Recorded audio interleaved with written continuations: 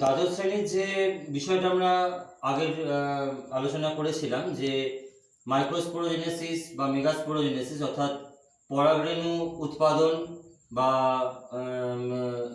ডিম্বাণু উৎপাদন, তার পরের যে অংশটা অর্থাৎ পরাগযোগ এবং সপুষ্পক উদ্ভিদের নিষেক পদ্ধতি। আমি প্রথম দিনই বলেছিলাম যে আমরা পুরো চ্যাপ্টারটাকে কয়েকটা পর্বে ভাগ করে দিচ্ছি। তার মধ্যে আজকে দ্বিতীয় পর্বটা মাইক্রোস্পোরোজেনেসিস, মেগাস্পোরোজেনেসিস, মাইক্রোগ্যামেটোজেনেসিস, মেগাগ্যামেটোজেনেসিস, ওটা একটা পর্বে গেছে। আজকে আলোচনার বিষয় হচ্ছে পরাগযোগ এবং নিষেক পদ্ধতি। এরপরে আরও দুটো পর্ব রয়েছে, একটা হচ্ছে নিষেক পরবর্তী ঘটনা এবং তারপর ফল, ফুল এবং তাদের তাৎপর্য সম্পর্কে আলোচনা। তা দ্বিতীয় পর্বে আলোচনার শুরুতেই আমি প্রথমে পরাগযোগ সম্পর্কে কয়েকটা কথা একটু বলে নিই, কারণ সপুষ্পক উদ্ভিদের নিষেক পদ্ধতির সঙ্গে পরাগযোগটা ওতপ্রোতভাবে জড়িত। পরাগযোগের সংজ্ঞায় কি বলা হচ্ছে না, যে প্রক্রিয়ায় ফুলের পরাগধানী থেকে পরাগরেণু গর্ভমুণ্ডে স্থানান্তরিত হয়। আমরা আগের ক্লাসে আলোচনা করেছিলাম বা দেখেছিলাম যে এইটা হচ্ছে একটা পরাগধানী, এটা পুংদণ্ড। আমরা এটাও দেখেছিলাম যে এইটা হচ্ছে গর্ভমুণ্ড, তারপরে গর্ভদণ্ড, তারপরে গর্ভাশয়, এই গঠনটা আমরা দেখেছিলাম। তাহলে এইখান থেকে পরাগরেণুগুলো বেরোচ্ছে, বেরিয়ে এই গর্ভমুণ্ডে স্থানান্তরিত হচ্ছে। এই ব্যাপারটা হচ্ছে পরাগযোগ। এই পরাগযোগ দুভাবে হতে পারে, একটা স্বপরাগযোগ, স্ব মানে নিজ, আর একটা হচ্ছে ইতর পরাগযোগ।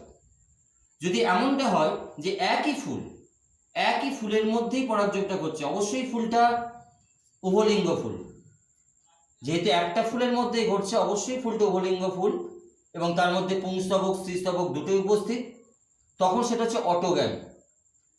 আর যদি এমনটা হয় যে একই গাছে দুটো ফুল, এই একটা ফুল, এই একটা ফুল, এটা পুং ফুল, এটা স্ত্রী ফুল, তখন সেটাকে আমরা বলবো গেইটেনোগামী, একই উদ্ভিদের দুটি পৃথক ফুল। কিন্তু এই স্বপরাগযোগের ক্ষেত্রে কিন্তু কোনো বাহকের প্রয়োজন হচ্ছে না। আর ইতর পরাগযোগ যদি হয় তাহলে সেটারও দুটো ভাগ আছে, একটা জেনোগামী আর একটা হচ্ছে সংকরতা। আমি প্রথমেই বলে রাখি, জেনোগামী মানে হচ্ছে একই প্রজাতিভুক্ত দুটি পৃথক উদ্ভিদ, প্রজাতিটা কিন্তু এক হতে হবে। মানে আমার বাড়ির বাগানে একটা জবা ফুল আছে, জবা গাছ রয়েছে, সেই জবা গাছের সাথে তোমার বাড়ির বাগানে যে জবা গাছটা রয়েছে তার মধ্যে পরাগযোগ ঘটছে, এমন ব্যাপারটা নয় যে জবা গাছের সঙ্গে গাঁদা ফুলের গাছের কোনো পরাগযোগ ঘটছে, তা কিন্তু নয়। যদি সেটা হয়, অর্থাৎ প্রজাতি যদি আলাদা হয়, তাহলে সেটা কিন্তু হয়ে যাবে সংকরতা। আর সংকরতা সাধারণত নেচারে, প্রকৃতিতে স্বাভাবিকভাবে ঘটে না। সংকর উদ্ভিদ আমরা তৈরি করতে পারি, কিন্তু সেটা মানুষ তার প্রয়োজনে তৈরি করছে। প্রাকৃতিক পদ্ধতিতে যদি পরাগযোগের কথা বলা যায় তাহলে সেটা অটোগ্যামি, গেইটেনোগামী এবং জেনোগামী। জেনোগামীকে আরও একটা নাম দেওয়া হয়, অ্যালোগামীও বলা হয়। এখন বিষয় হচ্ছে এই স্বপরাগযোগ আর ইতর পরাগযোগের ক্ষেত্রে কিছু সুবিধা এবং অসুবিধা আমাদের পড়তে হবে। স্বপরাগযোগের ক্ষেত্রে সুবিধা কোনগুলো? স্বপরাগযোগের ক্ষেত্রে প্রথম সুবিধা হচ্ছে সেখানে বাহকের কোনো প্রয়োজন হচ্ছে না, এটা সব থেকে বড় কথা। স্বপরাগযোগের ক্ষেত্রে কোনো পরাগরেণু বিনষ্ট হচ্ছে না। স্বপরাগযোগের ক্ষেত্রে কোনো অনিশ্চয়তা নেই, মানে ব্যাপারটা হবেই এটা ধরে নেওয়া যায়, নিশ্চয়তা অনেক বেশি।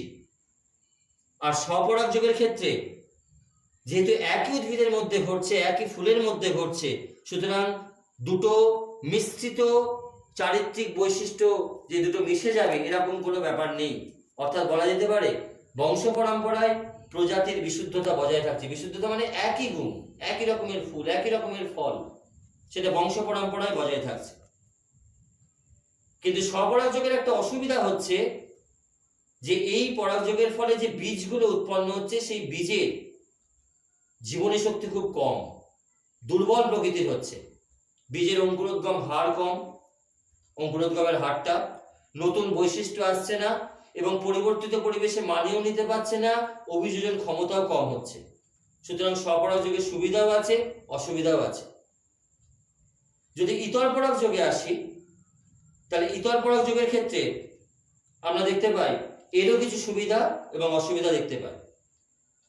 ইতর পরাগযোগের সুবিধা বলতে গেলে যে উদ্ভিদগুলো সৃষ্টি হচ্ছে, যে বীজগুলো তৈরি হচ্ছে, সেই বীজের অঙ্কুরোদ্গম হার খুব বেশি, নতুন চারিত্রিক বৈশিষ্ট্য আসছে, উদ্ভিদের রোগ প্রতিরোধ ক্ষমতা বেশি হচ্ছে, নতুন পরিবেশে বেঁচে থাকার ক্ষমতা অনেক প্রবল, অভিযোজন ক্ষমতা বেশি।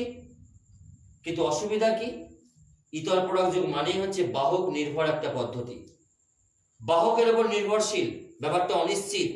বাহক না থাকলে পরাগযোগ ঘটবে না। শুধু তাই নয়, পরাগরেণুর অপচয় অনেক ঘটবে, আর প্রজাতির বিশুদ্ধতা বজায় থাকবে না। আমরা তো অনেক সময় চাই যে বংশ পরম্পরায় একই ফুল বা ফল আমরা পাই, সেটা কিন্তু আমরা পাবো না, কারণ এখানে দুটো প্রজাতির মধ্যে চরিত্রের মিশ্রণ ঘটবে, নতুন প্রজাতির সৃষ্টি হবে। সুতরাং স্বপরাগযোগ বা ইতর পরাগযোগ দুটোরই কিন্তু সুবিধা অসুবিধা দুই আছে। আর 12 ক্লাসে তো আরো একটা পার্থক্য আসে, খুব ইম্পর্টেন্ট, সেটা হচ্ছে এই গেইটোনোগ্যামি আর জেনোগ্যামির পার্থক্য। গেইটোনোগ্যামি আর জেনোগ্যামি, গেইটোনোগ্যামি স্বপরাগযোগ, জেনোগ্যামি ইতর পরাগযোগ। গেইটোনোগ্যামিতে একই উদ্ভিদের দুটো পৃথক ফুলে, আর এটা হচ্ছে দুটো সম্পূর্ণ নতুন উদ্ভিদে, একই প্রজাতিভুক্ত দুটো উদ্ভিদে। এখানে বাহকের দরকার নেই, এখানে বাহকের দরকার আছে। সুতরাং এই পার্থক্যটা, অর্থাৎ গেইটোনোগ্যামি আর জেনোগ্যামি, এই পার্থক্যটা কিন্তু আসতে পারে।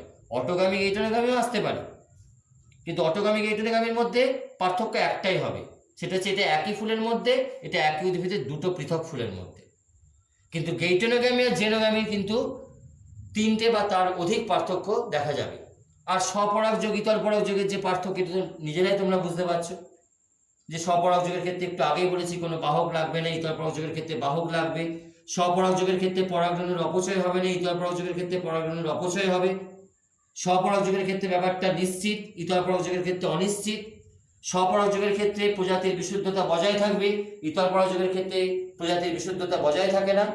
স্বপরাগযোগের ক্ষেত্রে আমরা দেখতে পাই বীজের অঙ্কুরোদ্গম হার কম, ইতর পরাগযোগের ক্ষেত্রে বীজের অঙ্কুরোদ্গম হার বেশি। অর্থাৎ সুবিধা অসুবিধাগুলোকে যদি আমরা পড়ি, তার থেকেই কিন্তু আমরা স্বপরাগযোগ ইতর পরাগযোগের পার্থক্য তৈরি করতে পারব। এখন বিষয়টা হচ্ছে বাহক। ইতর পরাগযোগের যে বাহক, সেই বাহক কিন্তু বিভিন্ন প্রকারের হতে পারে। সেটা বায়ু পরাগী হতে পারে, সেটা জল পরাগী হতে পারে, আবার প্রাণী পরাগীও হতে পারে। বায়ু পরাগীর ইংরাজি নাম কিন্তু অ্যানিমোফিলি। এই জায়গাটা কিন্তু ভুলিয়ে ফেলো না, অনেকে অ্যানিমোফিলি বলতে অ্যানিম্যাল বা প্রাণীকে ভাবে, তা কিন্তু নয়। প্রাণী পরাগীর নাম হচ্ছে জুফিলি, জু, আর বায়ু পরাগী হচ্ছে অ্যানিমোফিলি। এবার বায়ু পরাগী ফুল মানেই আমাদের অবশ্যই মনে রাখতে হবে যে ফুলগুলো খুব ছোট, বর্ণহীন, অনুজ্জ্বল, যার জন্য কোনো পতঙ্গ দ্বারা সেটা বাহিত হচ্ছে না। ফুলগুলোতে কোনো গন্ধ নেই, কোনো মকরন্দ নেই। ফুলগুলো বায়ুতে ভেসে থাকার জন্য অত্যন্ত ক্ষুদ্র বা হালকা হচ্ছে। পুংকেশ্বর, গর্ভকেশ্বর এগুলো ঢাকা বা আবৃত থাকবে না দলমণ্ডল দিয়ে। গর্ভমণ্ডল রোমযুক্ত হবে, যাতে বাতাসে ভাসতে ভাসতে পরাগরেণুগুলো গর্ভমণ্ডলের উপরে এসে পড়তে পারে। ধান, গম, ভুট্টা এগুলো সবই বায়ু পরাগী ফুলের বৈশিষ্ট্য, এগুলো আমাদের পড়তে হবে। জল পরাগীর ক্ষেত্রেও তাই। জল পরাগীর ক্ষেত্রে একটা কথা বলে রাখি, কিছু উদ্ভিদের ক্ষেত্রে জলের উপরিতলে পরাগযোগ ঘটে, সেটাকে আমরা এপিহাইড্রোগ্যামস বলি, এপিহাইড্রোগ্যামাস। আর যাদের জলের নিচে ঘটে তাদেরকে আমরা হাইপোহাইড্রোগ্যামাস বলি। দুটো শব্দ কিন্তু আছে জল পরাগীর ক্ষেত্রে, অর্থাৎ একটা হচ্ছে এপিহাইড্রোগ্যামাস আর একটা হচ্ছে হাইপোহাইড্রোগ্যামাস। এই জল পরাগীর ক্ষেত্রেও, জল পরাগী উদ্ভিদের ক্ষেত্রেও ফুলগুলো আকারে ক্ষুদ্র হয়, হালকা অনুজ্জ্বল হয়। রেণুগুলোর বাইরে একটা মোমের আস্তরণ দেওয়া থাকে যাতে পচে না যায়। আর পাতা শ্যাওলা, এই সমস্ত গাছের যদি পরাগযোগ লক্ষ্য করা যায় সেটাও প্রকৃতই অদ্ভুত। পাতা শ্যাওলার গাছে যেটা পুং ফুল যেটা থাকে, পুং ফুল সেটা থাকে একদম জলের নিচে, জলের নিচে পেঁচিয়ে থাকে। আর পরাগ রেণুগুলো জলের উপর দিয়ে ভাসতে ভাসতে যায়, স্প্রিংয়ের মতন পুরো ফুলটা খুলে যায়। পরাগ রেণুগুলো উপর দিয়ে ভাসছে, গর্ভমণ্ডলটা পুরো সোজা হয়ে গেল, একদম জলের নিচে ছিল, একদম ওপরে চলে এলো, স্প্রিংয়ের মতন খুলে গিয়ে পরাগ রেণুগুলোকে নিল, গর্ভমণ্ডলে আবদ্ধ করলো, করে আবার গুটিয়ে নিচে চলে এলো। এ এক অদ্ভুত প্রক্রিয়া এই পাতা শ্যাওলার ক্ষেত্রে। তবে এটা কিন্তু মনে রাখতে হবে যে উদ্ভিদগুলো জলে জন্মায় তারাই যে জল পরাগী তা কিন্তু নয়। যেমন পদ্মফুল, পদ্মফুল তো জলে জন্মায়, কিন্তু পদ্মফুল কিন্তু পতঙ্গ পরাগী, জল পরাগী নয়। আর প্রাণী পরাগী যদি বলি, প্রাণী পরাগী তো প্রাণী বলতে বিভিন্ন রকমের আছে। একটা চার্ট দেওয়া রয়েছে, দেখবে তোমাদের টেক্সট বুকে। যেমন মানুষের দ্বারা যদি পরাগযোগ ঘটে তাকে অ্যানথ্রোপোফিলি বলছে, পাখির সাহায্যে অর্নিথোফিলি, কীটপতঙ্গের সাহায্যে হলে এন্টেমোফিলি, শামুকের সাহায্যে যদি হয় মেলাকোফিলি, বাদুড়ের সাহায্যে, বাদুড় কদম গাছে যেটা পরাগযোগ ঘটায় বাদুড়, সেটা চিরোপ্টেরোফিলি।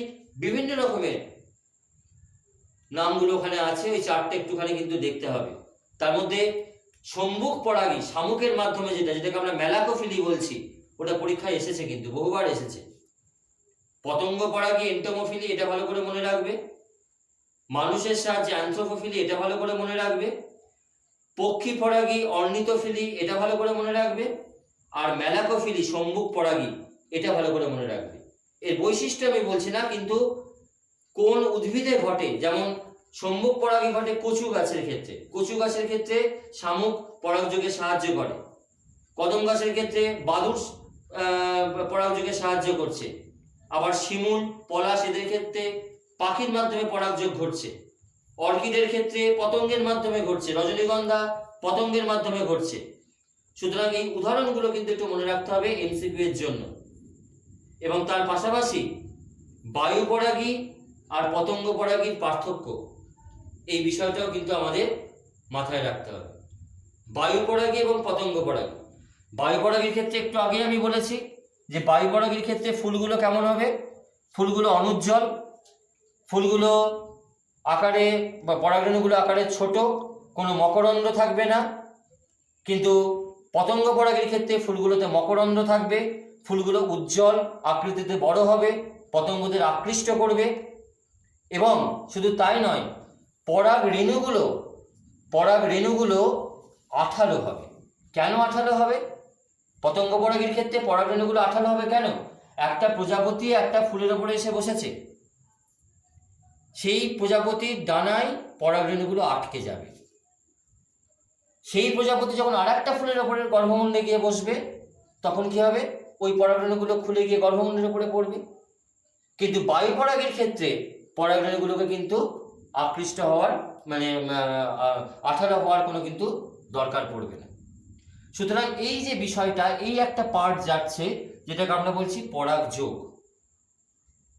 এইবার আমরা চলে আসব পরবর্তী যে পদ্ধতি, পরবর্তী যে টপিকটা, সেটা হচ্ছে দ্বিনিষেক পদ্ধতি। সপুষ্পক উদ্ভিদের দ্বিনিষেক পদ্ধতি।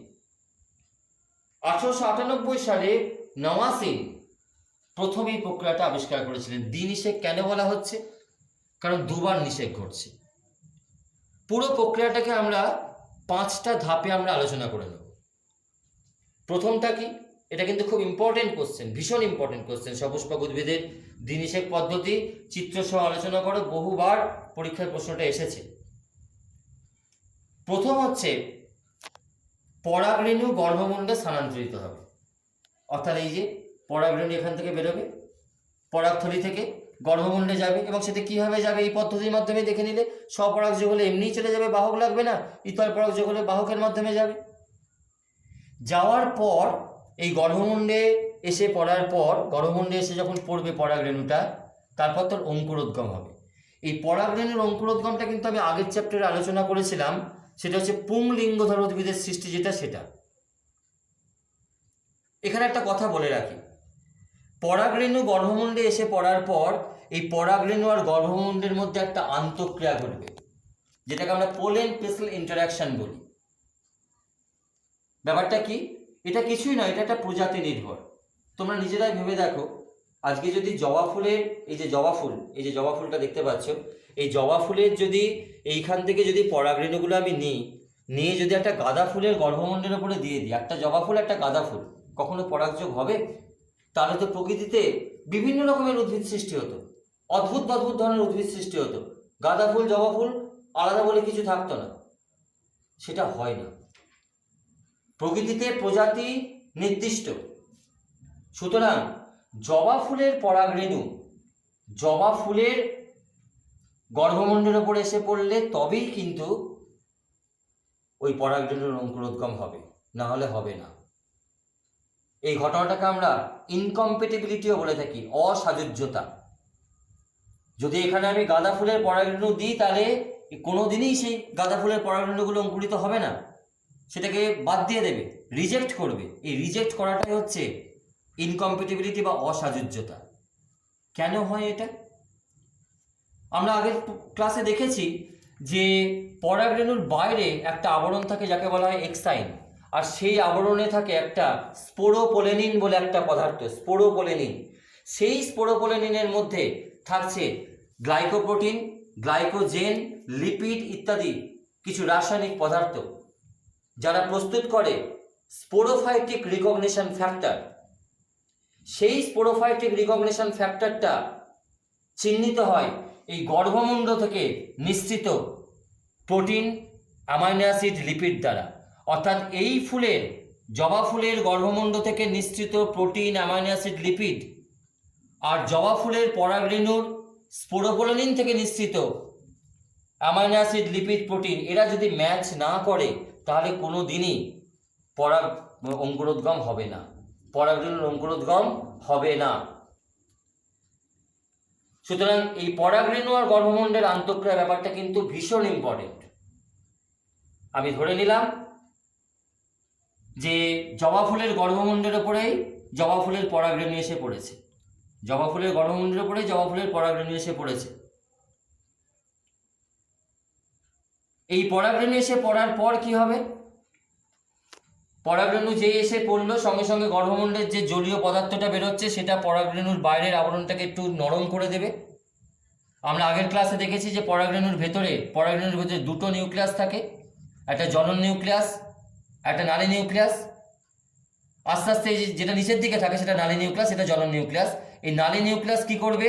এর গায়ে ছোট ছোট ছিদ্র থাকে যেগুলোকে আমরা জার্মিনাল ফাড়ো বলেছি আগের ক্লাসে। আগের ক্লাসটা না দেখলে কিন্তু এটা কিছু অনেকটা বোঝা যাবে না।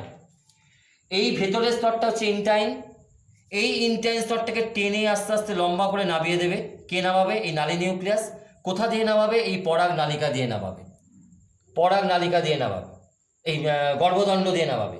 এই ভেতরে যেটা তৈরি হচ্ছে সেটা হচ্ছে পরাগ নালিকা।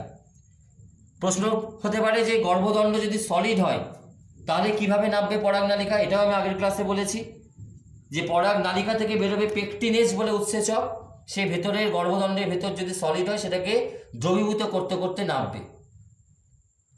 এইটা গর্ভাশয়। গর্ভাশয়ের মধ্যে গঠনটা কেমন ছিল একটু মনে করার চেষ্টা করো। এটাও আমাদের আগের আলোচনার বিষয় ছিল। ভেতরে ছিল ডিম্বক, তার মধ্যে ছিল এমব্রাস, একবার ভ্রূণস্থলী। এই দিকে তিনটে নিউক্লিয়াস ছিল, এই দিকে তিনটে নিউক্লিয়াস ছিল, মাঝখানে দুটো নিউক্লিয়াস ছিল। এই তিনটে প্রতিবাদ কোষ সমষ্টি।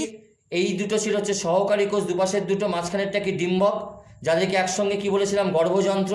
আর মাঝখানে দুটো নিউক্লিয়াস এক হয়ে তৈরি হয়েছিল টুয়েন বা নির্ণীত নিউক্লিয়াস। মনে পড়ছে? পরাগ নালিকা সোজা নিচের দিকে নামবে, নামবে, নামবে, নামবে, নামতে নামতে নামতে নামতে এই ভ্রূণস্থলীর মধ্যে প্রবেশ করবে। এখন প্রশ্ন হচ্ছে কোথা দিয়ে প্রবেশ করবে? এই যদি আমরা ডিম্বকের গঠনটা দেখি, ডিম্বকটা যদি এরকম দেখতে হয়, পরাগ নালিকা ওপর দিয়ে নামছে, এটা ডিম্বক মূল, এটা ডিম্বক রন্ধ্র, এটা ডিম্বক ত্বক।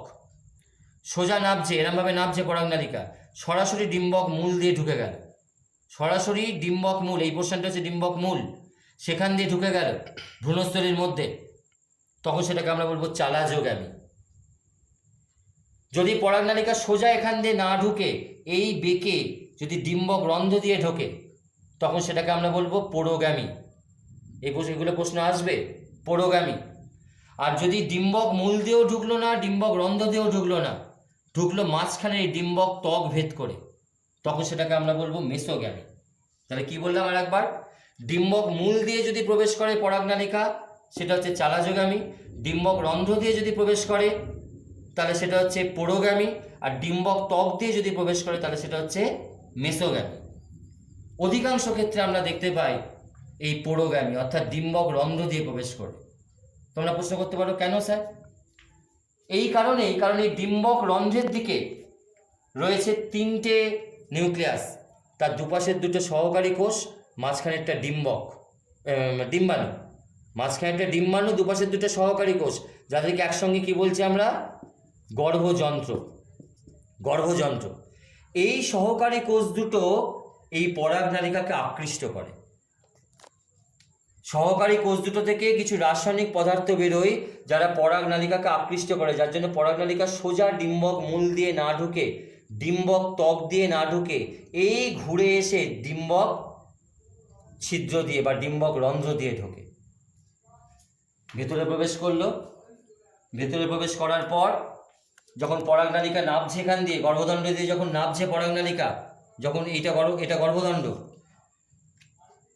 এই হচ্ছে পরাগনালিকা নাবছে ভেতর দিয়ে, আগে আগে যাচ্ছে নালী নিউক্লিয়াস, পেছনে কি আসছিল? জনন নিউক্লিয়াস। জনন নিউক্লিয়াস আবার মাইটোসিস পদ্ধতিতে ভেঙে গিয়ে তৈরি করছে দুটো পুং গ্যামেট। এটা আমি আগের দিনও বলেছি, দুটো পুং গ্যামেট। এই পরাগনালিকা ভেতরে ঢুকে যাওয়ার পর, পুং গ্যামেট দুটো এই ভ্রূণস্থলীর মধ্যে উন্মুক্ত হচ্ছে। একটা পুং গ্যামেট মিলিত হচ্ছে এই মাঝখানের ডিম্বাণুর সঙ্গে। ডিম্বাণু কি ছিল? এন। তার সঙ্গে একটা পুং গ্যামেট মিলিত হলো, এন, হলো 2n। এটাকে বলছি আমরা জাইগোট। জাইগোট। আর একটা পুং গ্যামেট মিলিত হলো এর সঙ্গে, এই মাঝখানে মাঝখানে কি তৈরি হয়েছিল? নির্ণীত নিউক্লিয়াস। সে কিন্তু প্রথম থেকেই 2n ছিল। এবার একটা পুং গ্যামেট এখন এসে যুক্ত হলো, তাহলে 2n + n কত হলো? 3n। এটা তৈরি করলো হচ্ছে শস্য। যার জন্য এই ঘটনাটাকে আমরা ত্রৈধ মিলন বলি। পার্টিকুলারলি এই ঘটনাটা, তিনটে নিউক্লিয়াসের মিলন, একটা নির্ণীত নিউক্লিয়াস, সে প্রথম থেকেই 2n, আর একটা পুং গ্যামেট n, মিলে হলো 3n। এটাকে বলা হচ্ছে ত্রৈধ মিলন, ট্রিপল ফিউশন। এই যে ঘটনাটা হলো, যার জন্য দুবার নিষেক ঘটছে, কিন্তু একটা পুং গ্যামেট ডিম্বাণুকে নিষিক্ত করছে, n + n তৈরি করছে জাইগোট, আর একটা পুং গ্যামেট নির্ণীত নিউক্লিয়াসকে নিষিক্ত করছে, তৈরি করছে শস্য নিউক্লিয়াস। এইখানে নিষেক প্রক্রিয়াটা শেষ হচ্ছে। এর পরবর্তীতে এই নিষেক হয়ে যাওয়ার পর এই যে জাইগোটটা তৈরি হচ্ছে, সেই জাইগোটটা থেকে তৈরি হবে ভ্রূণ, আর এই যে শস্য যেটা তৈরি হলো, শস্য নিউক্লিয়াস 3n, তার থেকে তৈরি হবে শস্য নিউক্লিয়াস থেকে শস্য, যে শস্যটা এই ভ্রূণকে পুষ্টিদ্রব্য সরবরাহ করবে। এর পাশাপাশি আমাদের আর একটা বিষয় জানতে হবে, সেটা হচ্ছে এই স্বপরাগযোগ আর ইতর পরাগযোগের কিছু অভিযোজনগত কৌশল, আউটব্রিডিং অ্যান্ড ইনব্রিডিং সিস্টেম, সেটা আমাদের একটু জানতে হবে। পরাগযোগের যে বিষয়টা বলছিলাম, যে পরাগযোগের অভিযোজনগত কৌশল, এই টপিকটাও কিন্তু ভীষণ ইম্পর্টেন্ট। প্রতি বছরই মোটামুটি কম বেশি এখান থেকে বড় প্রশ্ন বা ছোট প্রশ্ন আসে। এই যে জবা ফুলের কথা বলছিলাম, জবা ফুল তো উভলিঙ্গ। তা উভলিঙ্গ পুষ্প মানে সেখানে পুংস্তবক স্ত্রীস্তবক একই ফুলের মধ্যে আছে, এবং সেক্ষেত্রে স্বপরাগযোগ হওয়ার সম্ভাবনাই তো বেশি, যেহেতু একই ফুলের মধ্যে পুংস্তবক স্ত্রীস্তবক আছে, কোনো বাহকের দরকার নেই, কিছু নেই। কিন্তু জবা ফুল উভলিঙ্গ হওয়া সত্ত্বেও তার কিন্তু ইতর পরাগযোগ ঘটে। সুতরাং এটা ভাবলে হবে না যে উভলিঙ্গ মানেই সেখানে স্বপরাগযোগ আর একলিঙ্গ মানেই সেখানে ইতর পরাগযোগ, সেরকম কিন্তু ব্যাপারটা নয়। একলিঙ্গতে অবশ্যই ইতর পরাগযোগ হবে, কারণ পুংপুষ্প স্ত্রীপুষ্প আলাদা, সেখানে একই ফুলের মধ্যে পুংস্তবক স্ত্রীস্তবক নেই, অতএব বাহকের প্রয়োজন হবে, অতএব ইতর পরাগযোগ হবে। কিন্তু উভলিঙ্গ মানেই স্বপরাগযোগ হবে, কথাটা কিন্তু ঠিক নয়। এবং যার জন্য উদ্ভিদের কিছু অভিযোজনগত কৌশল রয়েছে, যে কৌশলগুলোর সাহায্যে বলা যায় যে উদ্ভিদ তার ইতর পরাগযোগ হবে নাকি স্বপরাগযোগ হবে। যেমন এখানে কয়েকটা আমরা অভিযোজনগত কৌশল আমরা দেখতে পাচ্ছি।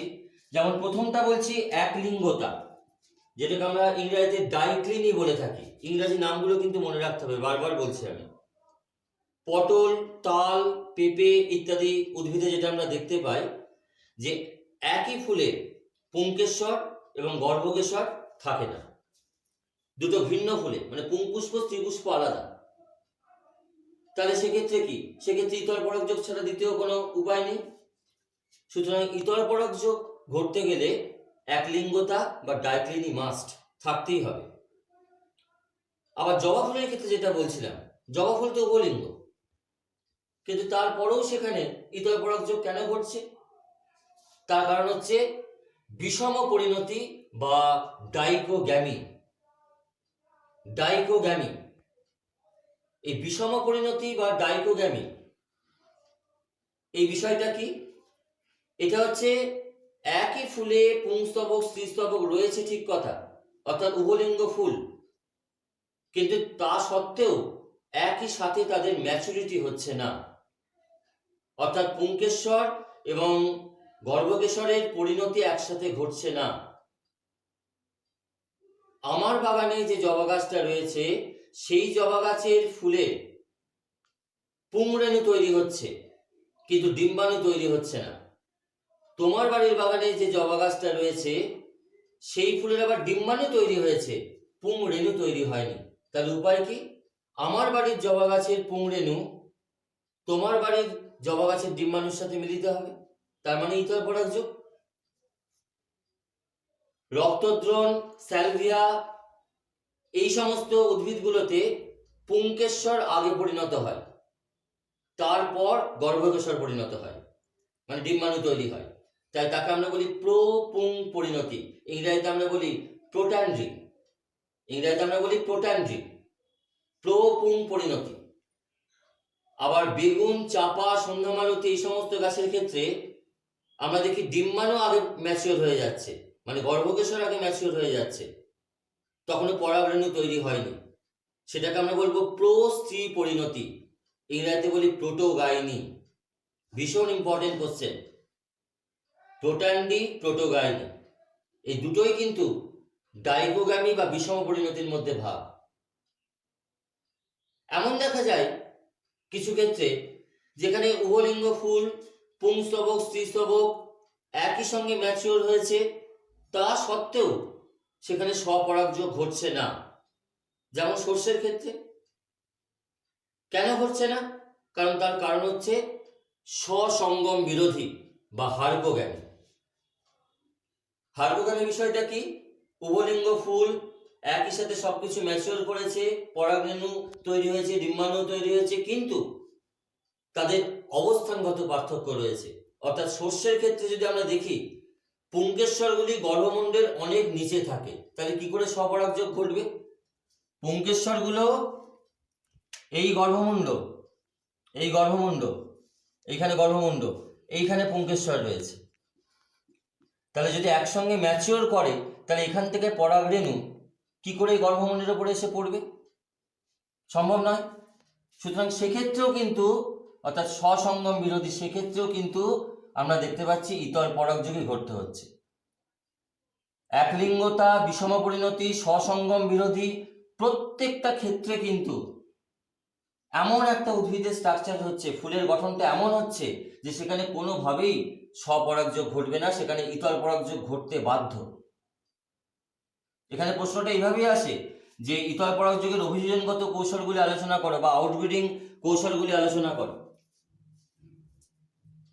তারপরে রয়েছে অসমরূপতা, যেটাকে আমরা বলি হেটেরোমরফিজম। অর্থাৎ দেখা যাচ্ছে একই উদ্ভিদে দু রকমের বা তিন রকমের ফুল হচ্ছে। একই উদ্ভিদে দু রকমের বা তিন রকমের ফুল, যদি দু রকমের ফুল হয় তাহলে তাকে বলবো আমরা ডাইমরফিক, আর যদি তিন রকমের ফুল হয় তাকে আমরা বলবো ট্রাইমরফিক।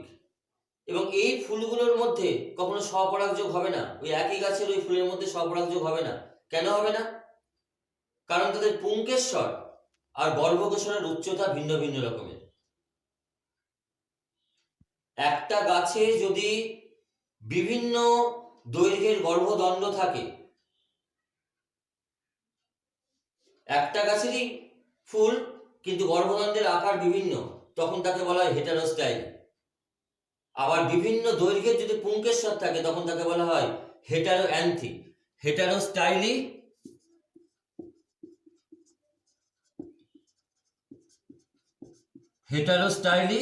আর হেটারোঅ্যান্থি, মানে একটা গর্ভদণ্ড এত বড়, একটা গর্ভদণ্ড এতটা, একটা গর্ভদণ্ড এতটা, তিন রকমের গর্ভদণ্ডের আকার এতটা এতটা এতটা। পুংকেশ্বরের আকারও তাই। যদি গর্ভদণ্ডের আকার আলাদা আলাদা হয় তাহলে হেটারোস্টাইলি, আর যদি পুংকেশ্বর আলাদা আলাদা হয় হেটারো অ্যান্থি, সেখানে দেখা যাচ্ছে একটা এরকম, একটা আরো ছোট, একটা আরো বড়। সুতরাং একই গাছে দু রকম বা তিন রকমের ফুল এবং তাদের গর্ভদণ্ড বা পুংকেশ্বরের গঠন আলাদা, দৈর্ঘ্য আলাদা, সেক্ষেত্রেও সেই গাছের ফুলের মধ্যে পরাগযোগ ঘটবে না, মানে স্বপরাগযোগ যেটাকে বলি সেটা হবে না।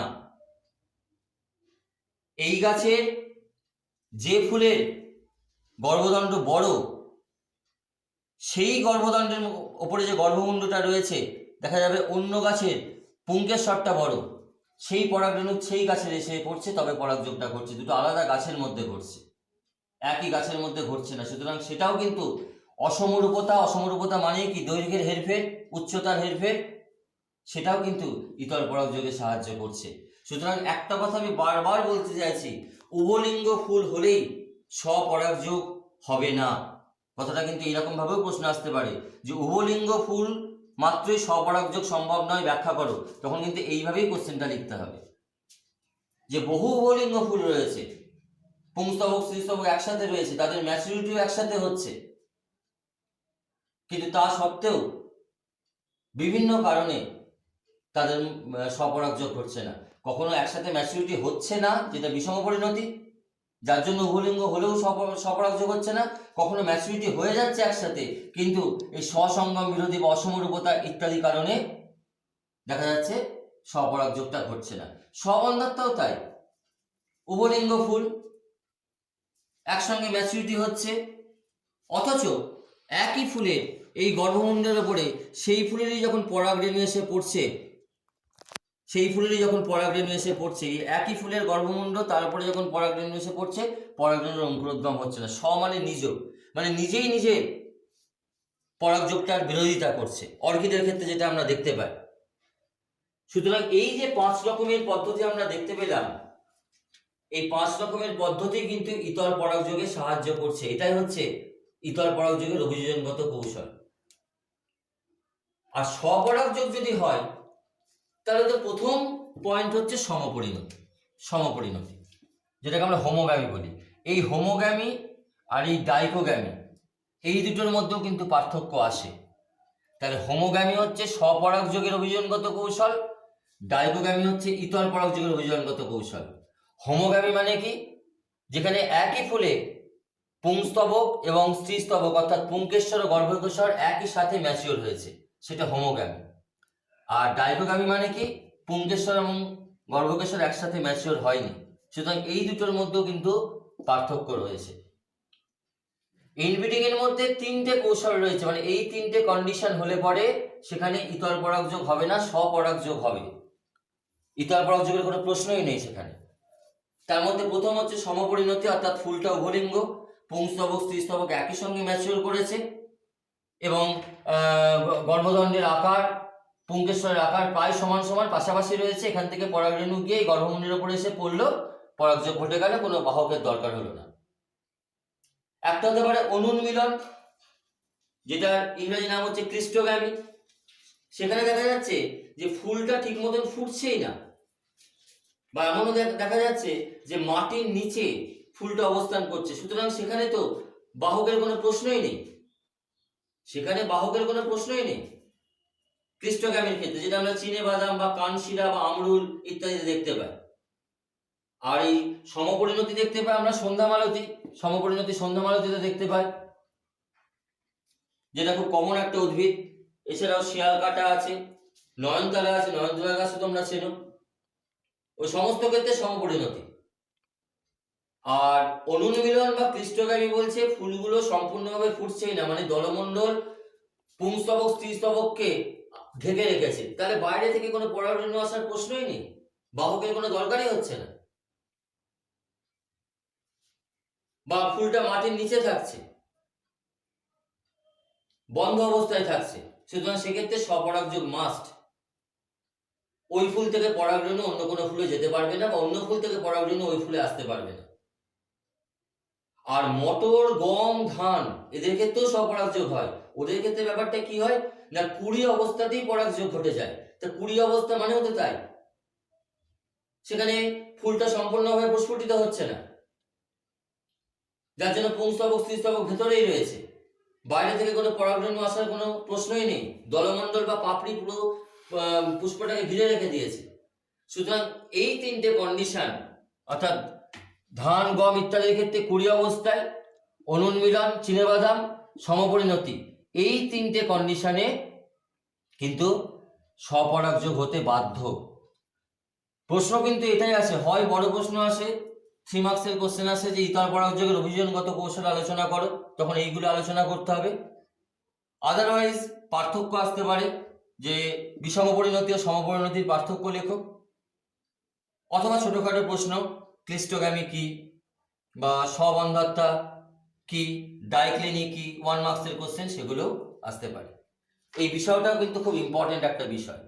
তার মানে আমাদের টোটাল যেটা কমপ্লিট হলো সেটা হচ্ছে সপুষ্পক পরাগযোগের কৌশল, সপুষ্পক উদ্ভিদের দিনিশেক পদ্ধতি এবং পরাগযোগের অভিযোজনগত কৌশল, এই তিনটে টপিক আমাদের আজকে কমপ্লিট হলো। নেক্সট পর্বে আমরা আলোচনা করব পরাগযোগের পরবর্তী যে ঘটনা, ভ্রূণের পরিস্ফুরণ, ফল, বীজ ইত্যাদি সম্পর্কে।